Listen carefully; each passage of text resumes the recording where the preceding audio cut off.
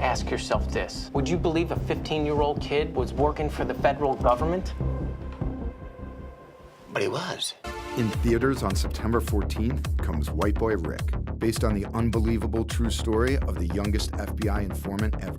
Inspired by Rick's story, we explore the little-known use of underage informants in the United States. The police take a lot of risks when they use a civilian, especially when they're using kids. Rachel Hoffman was a 23-year-old college student. LeBron Gaither. Andrew Sadek. Branda Besh. White Boy Rick.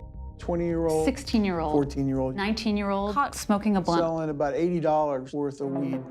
He's taken away and told he could face a serious sentence or he could come to work for the cops. This is an easy way out. He was so young and so vulnerable, the cops lost track of him. In the midst of an operation, they lost her. She then wound up dead in the lake.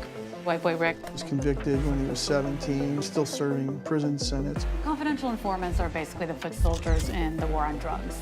Law enforcement's lifeblood is information. The FBI comes to him and says, we want you to be an informant because we've traced bodies back to guns that your dad made. They just know he's going to be useful and helpful if they can figure out a way to get to him, and they do through his family. You see all kinds of informants. It's everything from people who are being paid to do this work to people who are young and have very little experience with the criminal justice system. One day you're a kid driving down the road with some pot in your car, and the next day you're going into a freakishly dangerous drug sting to do an operation that may kill you.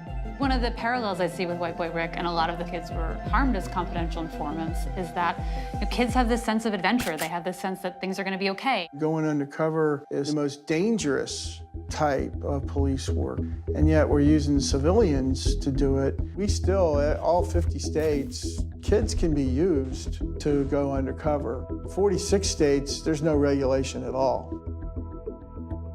You're gonna buy drugs for us. You're gonna do what we call controlled buys. It's gonna help us determine where the drugs are being sold so we can get warrants. I think the public will be shocked to know how many kids are used as informants, how ill-regulated the landscape is, and how often disastrous consequences unfold. You're gonna get in too deep, and then they're gonna let you out.